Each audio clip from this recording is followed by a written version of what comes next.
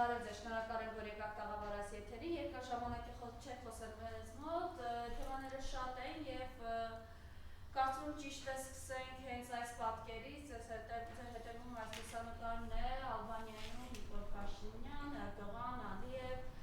սուտ չէր հրավիրում Ալիևին, Ալիևը ճանապարհում էր իրեն, խնդրեմ ես ինչ է, արդեն սրա հաջորդ օրը Ալիևը կոնկրետ հայտարարություններ արեց, դրան էլ կանդրադառնանք մի քանի թեմաներ եք առանձնացրել, խնդրեմ սկսենք սրանից, համեցեք։ Բարև ձեզ, շնորհակալ եմ հրավերքի համար։ Այս Ալբանիայում տեղի ունեցած այս գերագույն թշնամու կեցվածքը, ընդհանուր գերագույն թշնամին Նիկոլն է, Ալիևը չի։ Պայմանավորված ընդհանրապես մի շարք հանգամանքներով, որոնք ունեն բավական լուրջ խորքային ուրեմն կառուցվածքներ։ Առաջի կառուցվածքը ուրեմն եթե մենք սկսենք հասկանալ թե մայիսի 9-ին մեծ հայերենական պատերազմի հաղթանակի հետ կապված ինչեր կատարվեցին, որ երկրները եկան, որոնք չեկան, ինչի համար էսի գնաց, ինչ եղավ սրա հետ ընդեղ, լիքը բաներ սկսվում է պարզվել։ Օրինակի համար դուք գիտեք, չէ՞, որ Ալիևը համաձայնվել էր եւ ասել էր, որ ինքը գնալու է Մոսկվա, բայց ինքը չէր գնացել Մոսկվա եւ այդ նույն ժամանակ, երբ որ տեղի էր ունենում այդ հանդիսությունը Շքերթի, ուրեմն Ալիևը Ղարաբաղյան ինչ որ տարածքներից մեկում բաներ մասնակցում էր անասնաֆերմայի բացման արարողությանը։ Ոնց որ ճիշտ է, ինչ որ զորամիավորում էր անցել, որը Շքերթով անցել էր, բայց ինքը չէր գնացել։ Այսինքն ինքը դրանով փաստացի ցույց տվեց մի կարևորագույն գծանշան, որ ինքը հեռանում է Ռուսաստանից եւ հեռանում է բավական լուրջ հեռավորության վրա, բնականաբար մերձանում է Թուրքիայի եւ Իսրայելի հետ։ Եթե մենք հասկանում ենք, որ եւ Թուրքիան եւ Իսրայելը հիմնականում գործում են Մեծ Բրիտանիայի ուրեմն կառավարման ներքո, ուրեմն այս եռյակի ազդեցությունը մեր տարածաշրջանի վրա սկսում է բավական լուրջ ակտիվանալ։ Եվ սա նաեւ կապված է նրա հետ, որ Եվրոպան շատ շտապում է եւ փորձում է քանի չի ստացվել Թրամփի եւ Պուտինի համաձայնությունները կապված Ուկրաինայի հետ, ուրեմն լուրջ խնդիրներ առաջացնել Ռուսաստանի համար եւ մի քանի հանգույցներում այդ թվում նաեւ այս տարածաշրջանում առաջացնել պատերազմական կամ նախապատերազմական օջախ, լարված օջախներ, ռազմական լարված օջախներ։ Եվ մայիսի 9-ին, երբ որ մեր գերագույն թշնամին այցելում է Մոսկվա, կան տեղեկություններ, որ այնտեղ բավական լուրջ ու կոշտ զրույց է եղել իր հետ կապված, եւ անմիջապես դրանից հետո Լավրովի այցը նույնպես պատահական չի եղել Հայաստան։ Բնականաբար այստեղ այն նենգաբար, այն ղզիկի նման ինչպես միշտ որ վախկոտները ոնց են վարվում, հա, ուրիշի ձեռներով, ուրիշի խոսքով, մենք հո չենք ասում, մենք կողմնակից ենք, մենք ռազմավարական ընկերներ ենք, բայց այնտեղ վարժեցված ու քսի տված լրագրողներ կային, որոնք իրանց կարճ-խելքով անհարմար հարցեր տվեցին Լավրովին, բայց ստացան շատ կոշտ ու շատ դիպուկ պատասխաններ եւ այստեղ բավական լուրջ ձախողվեցին այդ հարցում, շատ լուրջ, որովհետեւ Լավրովը այն միամիտ ու այն անպատրաստ մարդկանցից չի սրա նման, մեր գերագույն թշնամու նման, որ իրան կարելի էր այտենց հարցերով ինչ որ դնել անհարմար վիճակի մեջ։ Հակառակը ինքը իր պատասխաններով անհարմար վիճակի մեջ դրեց եւ արտգործնախարարությանը իր Արաբատ Միրզոևի ղեկավարած կառույցը եւ նաեւ այդ անձնավորությանը, հա, եւ Նաև այդ նույն հարց տվող լրագրողներին ինքը ընդհանրապես մեր կառավարող համակարգին դրեց շատ անհարմար դրության մեջ իր պատասխաններով։ Հետեւաբար տգիտությունը շարունակում է ամենտեղ եւ ամենուրեք շատ սպառս ձևով արտահայտվել եւ արտացոլվել սրանց արածի եւ գործողությունների մեջ։ Հիմա Լավրովի այցելության ժամանակ պարզվեց, որ սրանք ոչ էլ մտադություն են գնալ Եվրոմիություն։ Հիմի այդ Եվրամետ տականքները, որ են մի հատ կա է ակնոցներով մորը ծախած մի հատ Արման Բաբաջանյան այն զիբիլա, որի դեմքին նայում ես ոնց որ բան ունի, թուրքոգուզներից հենց նոր ծամվածի մեկը լինի։ Այն որ ինչ որ բաներ էր կազմակերպել հակառուսական Պուտինի վրա ինչ որ բաներ էր գրել, դու հիմար, դու դրա տակից դուրս եկող ես սա։ Դու դի որ արել ես, դու вообще ինչ որ գոնե մի 5 րոպե մտածել ես ինչ ես անում, ում ես վնաս տալի։ Ասենք թե Պուտինի վրա գրեցիր կիլեր, մարդասպան, բան։ Դու այդ դրա հետևանքը պատկերացնում ես այդ դուրակ։ Դու հետևանքը պետության վրա, ազգի վրա, շարունակության վրա, վաղը չեմիսորը լրիվ իրավիճակը հանգարց շրջվեց, դու ուր ես փախնելու, արա այ դեգեներատ։ Այդ դրա պատասխանի տակից ոնց ես դուրս գալու։ Այ հիմար։ Այդ քո արածից հետո երբ որ սրանք կանգնում են ասում են, չէ, Ռուսաստանը մեր ռազմավարական գործընկերն է, մեր եւ մնացած ուրիշ բաներն է, ու քո արածդ։ Հիմա քո սիրելի Նիկոլիկի հետ կապված էդի ոնց է առնչվում։ Ես հասկանում եմ, որ Նիկոլի հանձնարարությունով է սարել, տիպը Նիկոլը ինքը սուրբ է, դուք եք տականք։ Քեզ էդի ձեռա տալի։ Եթե ձեռա տալի ապրի այդ կյանքով։ Քեզի ամենտեղ տականք կհանի, ինքն էլ քո վրա կսրբանա։ Չէ, մենք Ռուսաստանի հետ ռազմական գործընկերներ ենք, դաշնակիցներ ենք։ Իսկ դու այնտեղ Պուտինի վրա խաչ դիր ու էսի ինչեր արա։ Դուրակ էլի, ուրիշ բան չեմ կարող ասեմ։ Խելք չունես դու։ Տղա ջան։ Հիմա բնականաբար սա չէր կարա անցներ առանց որևէ մի խոշորացույցի տակ դիտարկմանը։ Բնականաբար խոսքը գնում է Եվրոմիության մասին։ Եվ Ալբանիայում արդեն ես միանշանակ վստահ եմ, որ Եվրոմիությունը տվել է Ալիևին բավական լուրջ ուրեմն հնարավորություններ մեր գերագույն թշնամուն նվաստացնելու, ցածրացնելու եւ ցույց տալու իր տեղը։ Այ եթե դու Եվրոմիություն չէիր ետում, դու ուրեմն Ռուսաստանի արտգործնախարարի հետ կանգնում ես ասում ես, չէ, մենք ոչ որտեղ չենք գնում, մենք շարունակում ենք մեր գործընկերային հարաբերությունները հապկում ենք, ես չգիտեմ, ԵԱՏՄ-ում ենք շարունակում, սենց եւ այլն եւ այլն։ Եվրոմիությունն էլ ասում է, դե ուրեմն Ալիևն էլ քեզի սենց կասի, որ սահմանադրությունը կփոխես, ուրեմն ԵԱԿ-ից կհրաժարվես մի կողմից։ Հետո մյուս կողմից ինքը գալիս է ասում է, որ հաջորդ օրը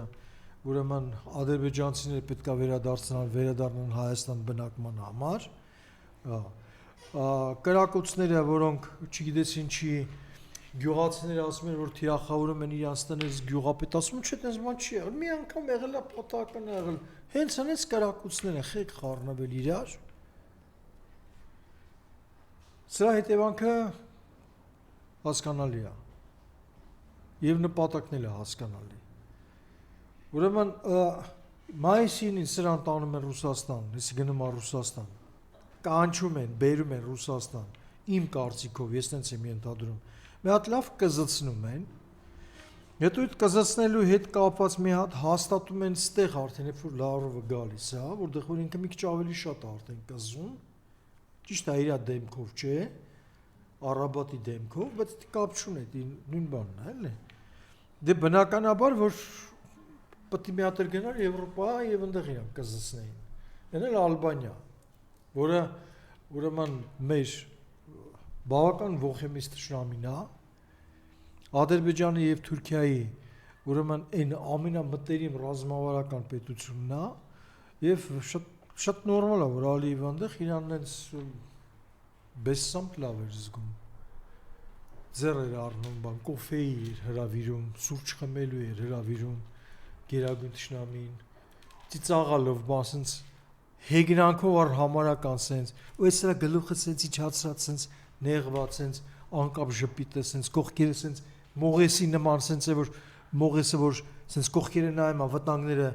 գնահատելու անհրաժեշտության դեպքում ուրեմն միտեղ փախնելու հետ կապված է точно այդ բանն էր մեր երկրի գերագույն ղեկավարն էր մեր պատիվն ու նամուսն էր բնականաբար ճակերտների մեջ վերջը Ալիևը բավական լուրջ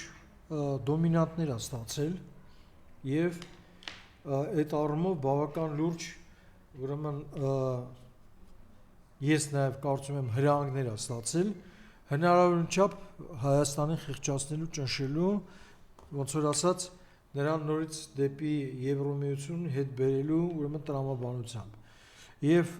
թե դա ինչ ճանապարհով կլինի ուղարկի հայտարարություններով, կարճատև ռազմական գործողություններով ինչ որ մի տարածք նորից զավթելով կամ ինչ որ մի այլ տեսակի գործողություններ դժվարանում եմ ասել, որովհետեւ հիմա աշխարհակաղակական իրավիճակը հատկապես Տրամպի գալուց հետո շատ sense դինամիկ փոփոխությունների մեջ է եւ ներազդման լծակները այստեղ այդ թվում նաեւ այս տարածաշրջանում իսկ Տրամպի օգնականը զգուշացրել է որ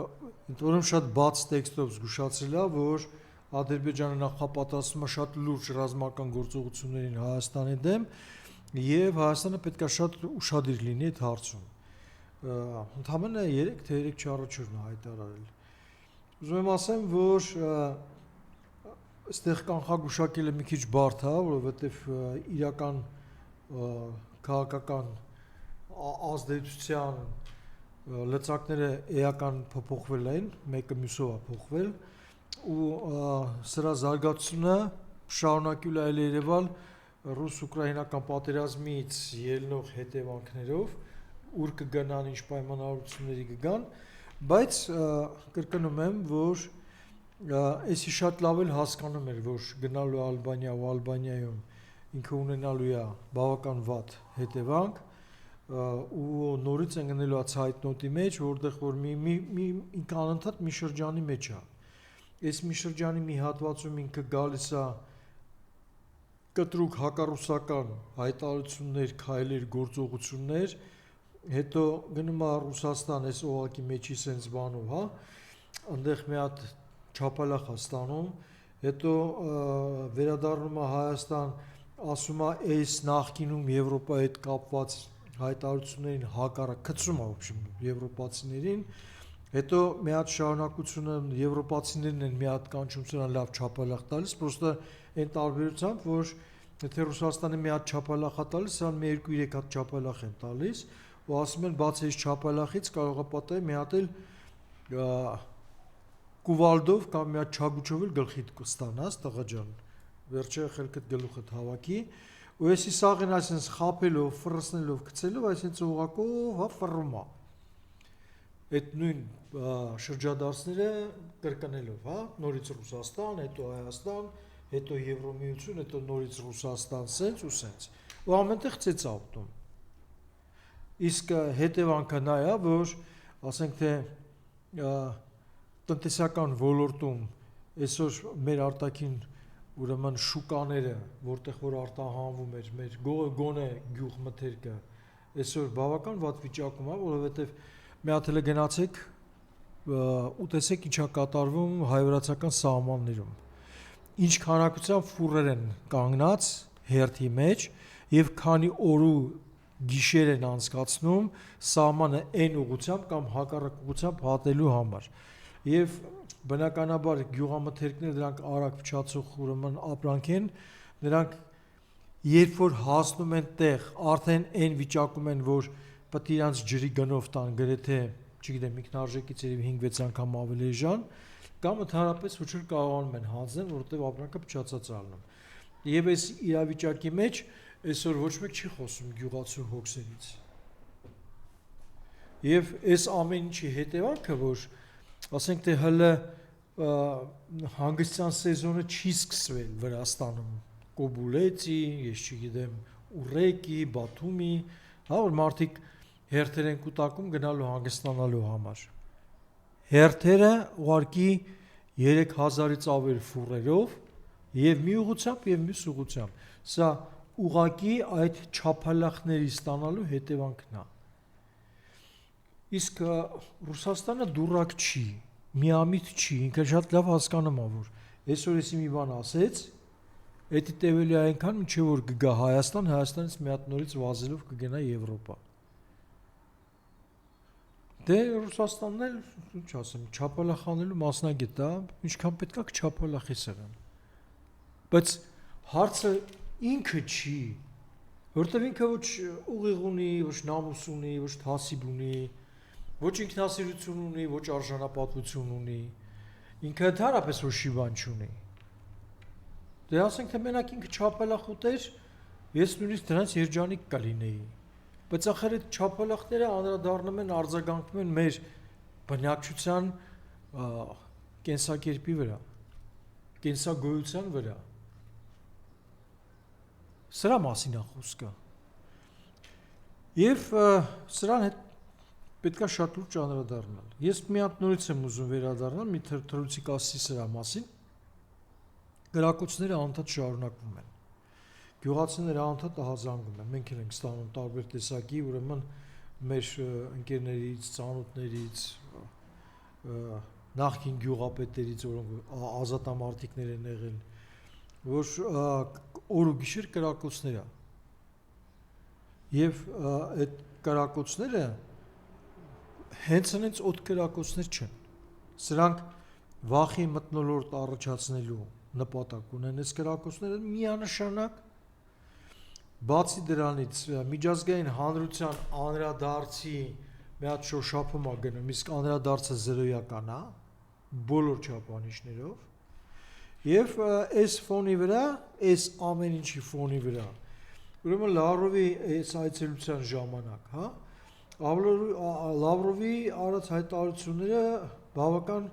ուրեմն հետաքրքիր են եւ ունեն էլի հեռու գնացող նպատակներ։ Լավրովը ասում է, որ ինքը Ռուսաստանը մտադիր չի հրաժարվելու իր դաշնակցային պարտականությունից Հայաստանի ինքնիշխանությունը տարածքային պաշտպանելու նկատմամբ նկատառումներով, որովհետև տեսնում է Ադրբեջանի եւ Թուրքիայի մերձեցումը եւ շատ ակտիվ ու ագրեսիվ գործողություններ ընդդեմ Ռուսաստանի ուղղված։ Բացի դրանից ուրեմն Լավրովը ասում է նրա մասին, որ Հայաստանի այսօր անվտանգային միակ երաշխիքը դա ռուսական բազաներն են Հայաստանում, ռազմաբազաները, եւ դրա հետ միասին կապանում հյուպատոսության բացելու հետ կապված, ուրեմն շատ նենց կտրուկ, կոշտ, ուրեմն չասեմ պահանջ, բայց ոնց որ այդ գործողությունը ավարտի հասցնելու պատրաստականությունը։ Այս սրա հետ միասին շատ կարևոր է նաև Իրանի պաշտպանության նախարարի հայտարարությունը առայն, որ Հայաստանը ուզի, չուզի, ինչ կպայմանավորվի, ոնց կպայմանավորվի, բայց ուրեմն Զանգեզուրի միջանցք չի լինելու։ Այս մարդը չի ասում, որ իրանք դրան դեմ են, իրանք ամեն ինչ կանեն, որ դա չլինի, որ սենց եւ ինքը կոնկրետ ասում է, չի լինելու։ Չի լինելու այդ միջանցքը։ Ինչ ուզում է սա Հայաստան, այդ միջանցքը չի լինելու։ Որտեղ Պարսկաստանը ձեռ չի տալիս։ Պարսկաստանը կատեգորիկ դրան դեմ է։ Բացի դրանից սկսել են շատ նենց մեջ շուկով խոսալ նրա մասին, որ այն Վորոտանի հատվածները, որ Ադրբեջանը զավթեց Արցախը կորցնելու այդ պահին, անմիջապես բաներից, հա, Եմի շրջանցիկ ճանապարհ են սարքում 13 կիլոմետր։ Սա շատ ռազմավարական նշանակություն ունեցող ճանապարհ է մեր տնտեսության զարգացնելու բանի համար, ասենց եւ այլն եւ այլն։ Մատ ուշադիր պետք է նայել էլ այդ ճանապարհը որտեղով է գնում։ Որտեղից որտեղ։ Ինչն է միացնում։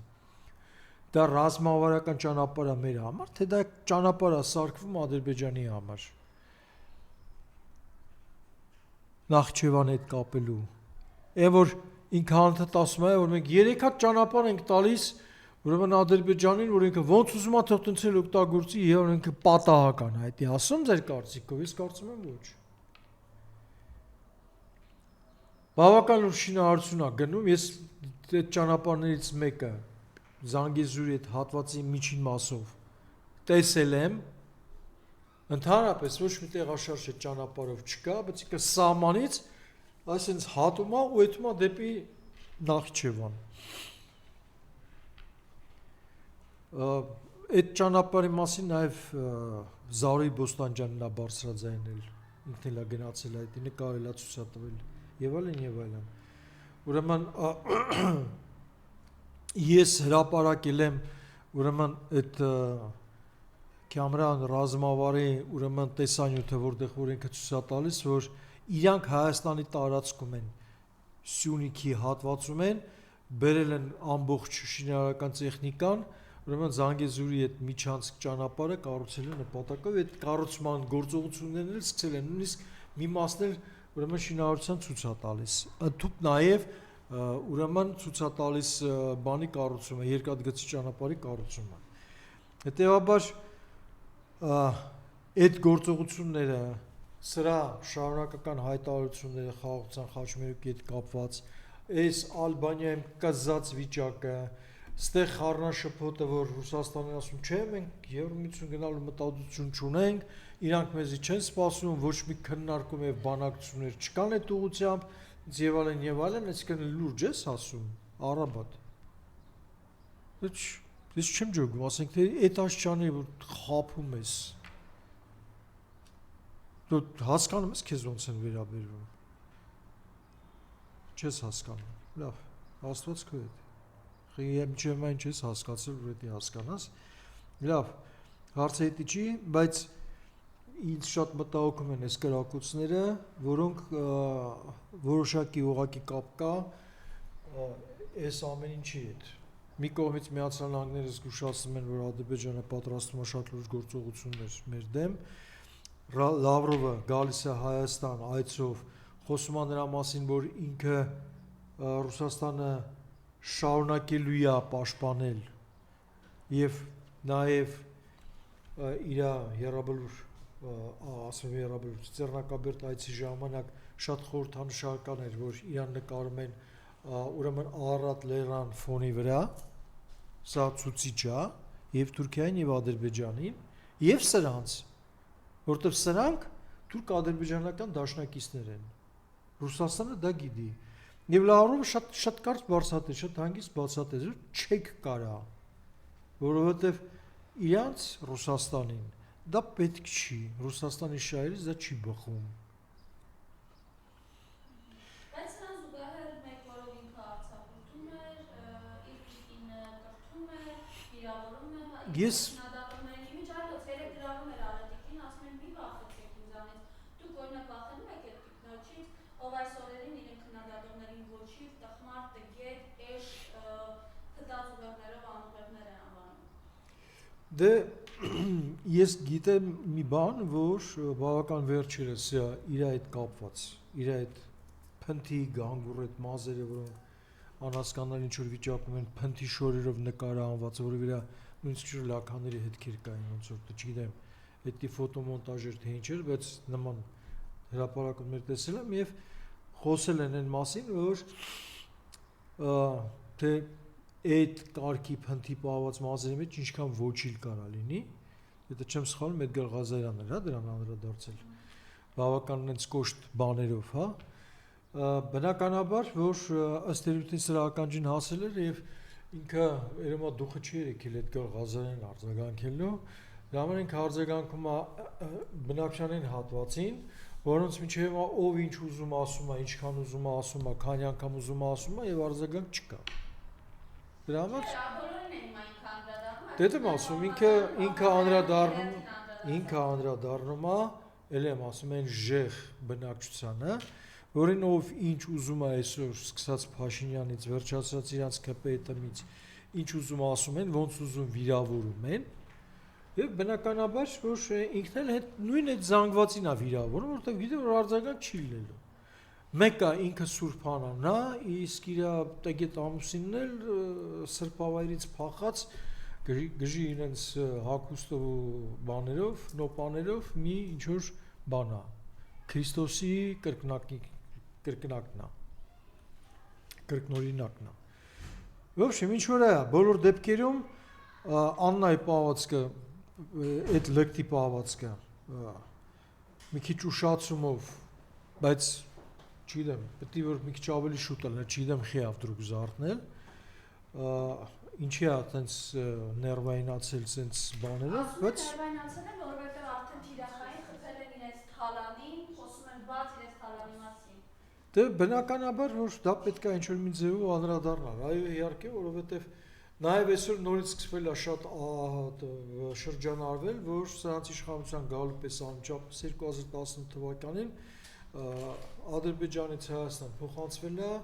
անհասկանալի նպատակներով եւ անհասկանալի ճանապարհով $211 միլիոն փող։ Հիմա իրականում ինքը եկել է փողերը վերցրել է, բայց ոչ մեկի չի տվել, ժողովրդի չի այդ է խնդիրը։ Իրականում լավ էլ վերցրել է բոլորից։ Դե այսօր նայեք, այսօր երբ որ մենք սրա, ասենք թե, եթե դուք ուշադիր եք դարձրել, ուրեմն սրա նյարդային նոպաները, հատկապես ազգային ժողովում, սկսում են հենց այն պահին, երբ որ սկսում են խոսալ կոռուպցիայից։ Ուրիշ թեմաների մեջ իրան թուրք են ասում են, որ դու ես չգիտեմ ինչ ես, դավաճան ես, ինչ ես, չի արձագանքում։ Հա, հանգիստ գալիս է, պատասխանում է, ինչ որ կոռուպտներ է արում, հիմարություններ է հերթական ասում։ Բայց հենց թեման գնում է կոռուպցիային, գժվում է, բան սկսում է պատգամավորներ վիրավորել, համբալ, տեղդ վերենգի, գլուխդ վիզդ կպոկեմ, ինչ-որ sense բաներ է ասում, երկրի ղեկավարը ազգային ժողովում։ Դրան խայտառակություն աշխարհը չի տեսել, բայց մենք դե հայ ենք, պետք է ամենտեղ առաջինը լինենք եւ միգուցե ոչ թե միայն առաջինը, այլ միակը, հա։ Դե այն որ համատարած այսօր կոռուպցիա է, ու ընդ որում ուրեմն սարսափելի չափերի հասնող։ Եվ սրանք ձևական ինչ որ են թիրախային, որտեղ որ արդեն բռնվել է, արդեն որտեղ որ թաքցնել է հնարավոր չի, սկսում են դուք մարդուն կալանավոր բան, այդ տեսեք կոռուպցիա բռնեցինք, դե բնականաբար որ այն միամիտ 70 տարեկան տատիկները, որոնք ոչ գիրք կարդալ գիտեն, ոչ հեռուստացույց նայել գիտեն, ոչ ընդհանրապես ինչ-որ բաներով, բայց լավ ուղիղները լվացած է, դրա վրա ուշադրություն չեն դարձնում բնականաբար, իրանց համար այսօր ուղևորցը տրանսպորտը, որ 150 դրամ եւ ավելի է նորմալ է,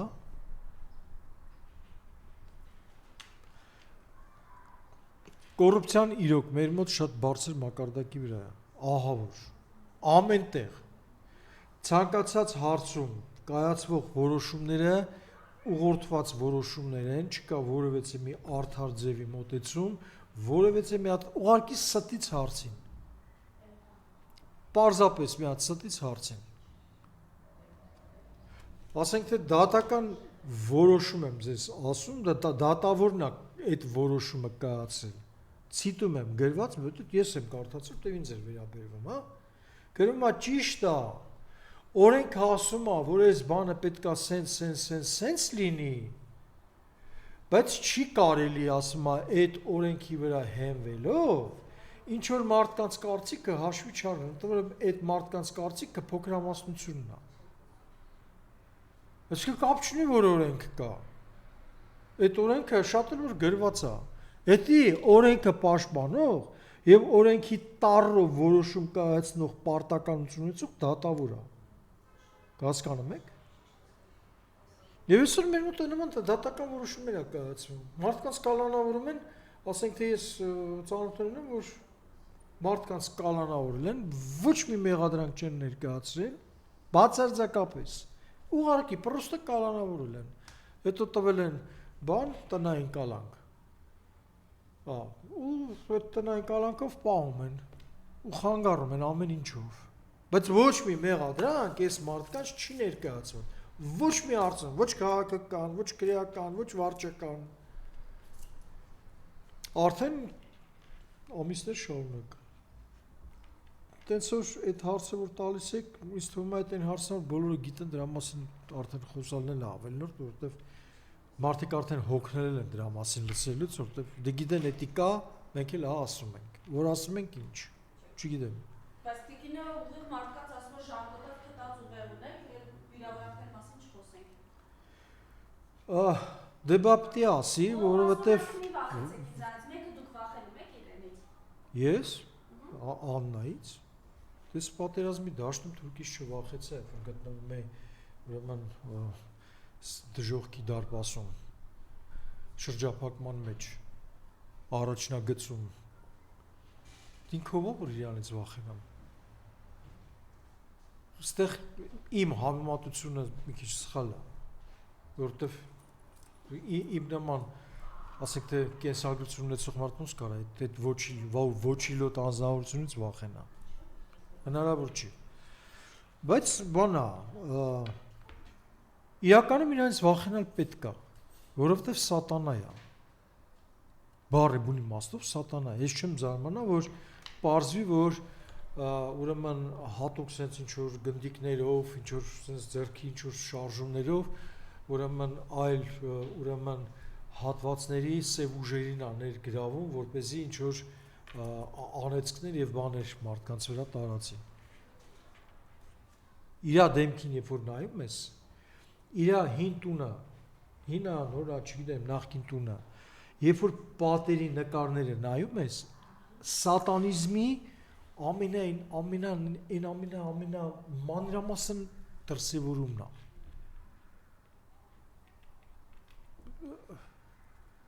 Չգիտեմ, սրա իր մասին խոսալն եմ ես համարում, որ ինքը հետ ոչ արժանիք ունի, ոչ արժանապատվության արհամարել է պետք։ Որովհետև որտեղ որ ինքը ներկայանում է իր տեսքով, ինքը կարա կգնա վեհապարի մոտ, ուրեմն կներեք արտահայտությունից համար բդերը միջև իր տրուսիկը բացած վիճակում նստի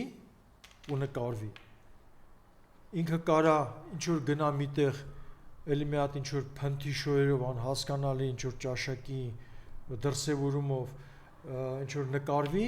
եւ հետո մարդկանց ասի որ անուղիղ ժանգոտ բան դե այն ինչ որ ինքը իրան որտեղ որ տեսել է դե բնական է չէ՞ կողքից մեկ-մեկ տեսնում էլ է այդ լուսանկարները որ տարածվում են սոցցանցերում կամ չգիտեմ որտեղ ու տեսնում է որ ինքը այնց այդ անուղիղ ժանգոտ բթամիտ ուրեմն ինչ որ մեկն է դե ասում է դե մենակ ինքը չի տենց սաղը տեք տենց ինքը է դա ուզում ասի իմ կարծիքով այ որ դուք իրանը տենց ասում եք տենց ինչ որ մի բան գրել էր չէ հա ինքան թվում է որ ինքը տենց է բայց դուք էլ եք տենց մոտավորապես այդ միտքն է ասում լավ ինչ որ է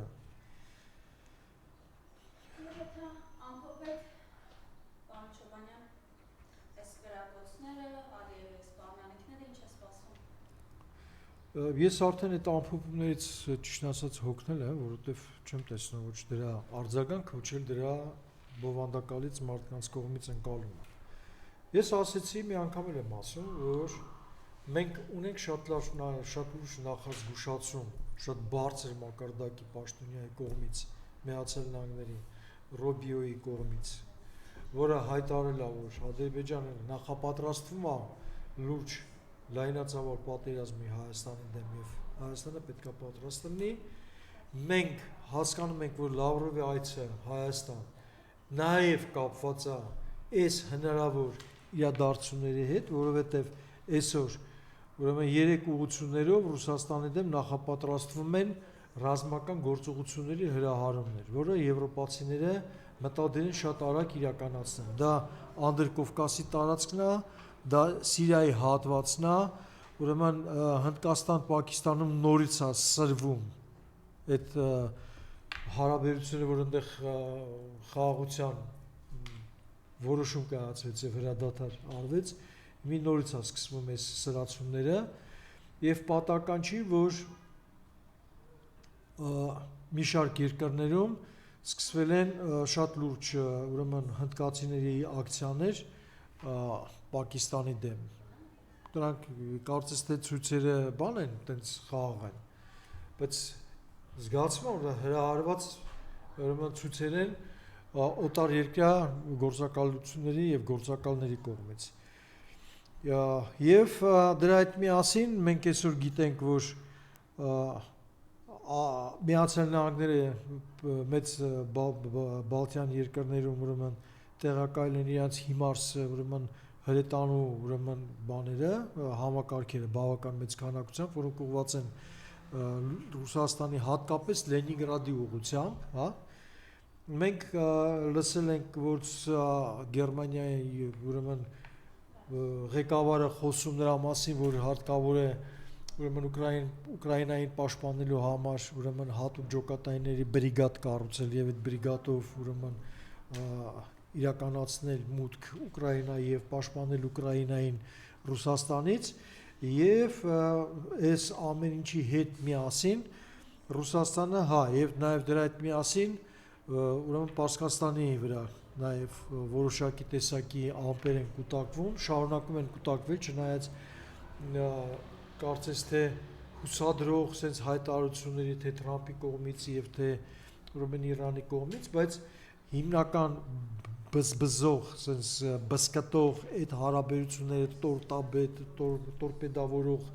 ուրեմն իսրայելա-բրիտանական ուրեմն համակարգը շարունակում է ճնշումներ գործադրել Միացյալ Նահանգների համար, որ հանգարսակի որևէ տեսակի պայմանավորվածություններ Իրանի հետ չլինեն։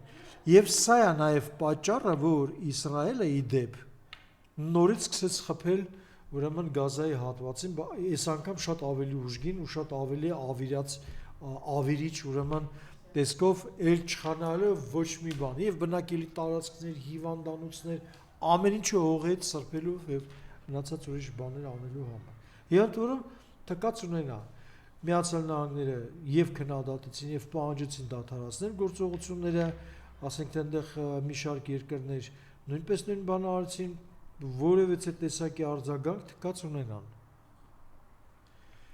Ուզում եմ ասեմ, որ այս ամեն ինչը շատ վատ ու հեռու գնացող հետևանքներ կարող ունենան եւ այդ զարգացումներին պետքա շատ